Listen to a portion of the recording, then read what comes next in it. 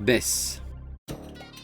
Le dieu Bès est une anomalie dans le panthéon égyptien. Ne ressemblant à aucun autre, il est souvent représenté de face. En bref, il fait tache face à ses dieux de profil. Il a des yeux globuleux, lui donnant une apparence effrayante, faisant peur aux esprits. Une vision presque animiste, inspirant égyptiens et historiens sur des hypothèses que Bès serait issu d'un autre panthéon, ou de mythes plus anciens. En tout cas, on sait qu'il vient d'ailleurs. Et quand je parle d'ailleurs, je parle en dehors du territoire égyptien.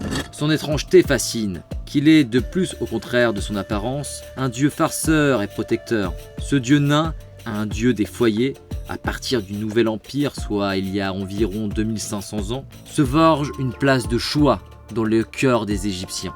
Cette origine lointaine rassure et protège les hommes et femmes du royaume par une amulette à son effigie, et plus particulièrement les femmes enceintes. Quoi de plus normal pour un dieu avec un hochet qu'il protège les enfants, enfin du moins ceux qui ne sont pas encore nés.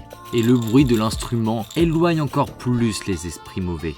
Mais son attitude joviale cache aussi un véritable guerrier qui a combattu pour protéger le dieu Ré, le dieu soleil et sa barque solaire lors de son voyage au pays des mœurs. Mais avant d'être un soldat, il reste un dieu enthousiaste, ne manquant pas un instant pour parodier son roi, Ré au banquier des dieux, et ce en n'ayant pas peur des conséquences, que Ré pardonne facilement par ses rires. On peut dire que le fou du roi a quelque part toujours existé, et qu'il ressemble à un nain barbu.